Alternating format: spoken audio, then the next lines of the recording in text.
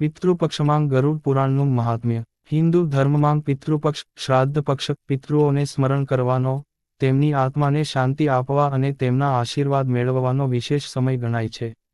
આ સમયમાં ગરુડ પુરાણનું પાઠ કરવું અથવા સાંભળવું અત્યંત શુભ અને પુણ્યકારક માનવામાં આવે છે. ગરુડ પુરાણમાં આત્મા મૃત્યુ પછી જે માર્ગે જાય છે, યમદૂતો દ્વારા જે અનુભવો થાય છે, યમલોક સુધીની યાત્રા, પાપ પુણ્યના ફળ અને મુક્તિનું જ્ઞાન વિગતે સમજાવવામાં આવ્યું છે. ગરુડ પુરાણ અધ્યાય 5 સંક્ષેપ. અધ્યાય 5માં મુખ્યત્વે યમલોકનો ભયાનક માર્ગ, પાપી આત્માની દશા, યમદૂતોના વર્ણન, નરકોમાં મળતા દંડ અને મુક્તિના ઉપાયો વિગતે વર્ણવાયા છે. આ અધ્યાય પઠનથી માણસે જીવનમાં સદ્ગુણો અપનાવવા, પાપથી દૂર રહેવા અને પિતૃઓ માટે કરુણા ભાવ રાખવા પ્રેરણા મળે છે. આત્માનો યાત્રામાર્ગ વિગતવાર. મૃત્યુ પછી જીવાત્મા સૂક્ષ્મ શરીર ધારણ કરે છે. શરીર છોડ્યા બાદ 7 દિવસ સુધી તે પોતાના ઘર આસપાસ રહે છે અને પછી ધીમે ધીમે યમદૂતોના માર્ગદર્શન હેઠળ યમલોક તરફ જવા માંડે છે. યમલોક સુધી પહોંચવા માટે 48 દિવસની યાત્રા દર્શાવવામાં આવી છે, જેમાં દરરોજ અલગ અલગ પ્રકારની પીડા અને ભયાનક દૃશ્યો જોવા મળે છે. યમદૂતોનું વર્ણન. યમદૂત કાળા રંગના, ભયાનક દાંતવાળા, અગ્નિ સમાન આંખવાળા અને લોખંડના મુગદરો તથા ફાંસાંગ લઈને આવે છે.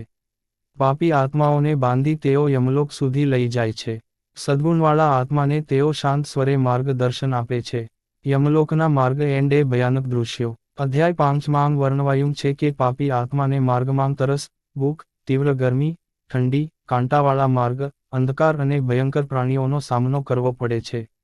સદ્ગુણવાળા આત્માને દેવદૂત સ્વરૂપ પિતૃઓ સહજ રીતે લઈ જાય છે અને તે સુખદ યાત્રા બને છે. મુખ્ય 16 સ્થળો સંકલિત. 1. વૈતરણી નદી, લોહી અને અશુદ્ધિથી ભરેલી. 2. તાપ સરોવર, ગરમ પાણી. 3. કાંટાવાળો જંગલ, આત્માને કાંટા ચૂભે છે. 4. અગ્નિખાડા, અગ્નિમાં ચાલવું. 5. હિમયુક્ત પ્રદેશ, હાડકાં ઠારવું. 6. અંધકાર ખીણો, અજવાળું નહીં.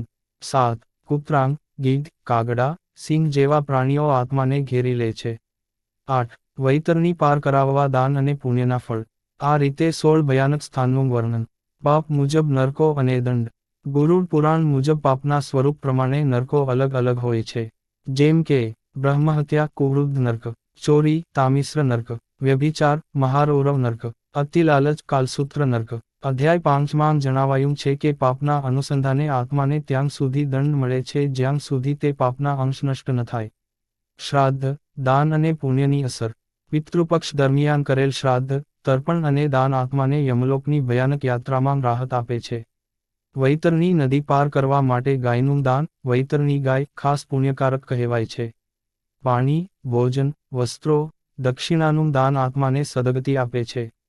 ભયાનક માર્ગમાંથી મુક્તિ. અધ્યાય 5માં અંતે ભગવાન કહે છે કે ગરુડ પુરાણનું પાઠ, વિષ્ણુના નામનું સ્મરણ અને સદ્ગુણો અપનાવવાથી આત્મા આ ભયાનક માર્ગથી બચી શકે છે અને સીધા વૈકુંઠ અથવા પિતૃલોકમાં જાય છે. પિતૃપક્ષમાં પાઠના લાભો. 1. પિતૃઓને શાંતિ અને સદગતિ મળે છે.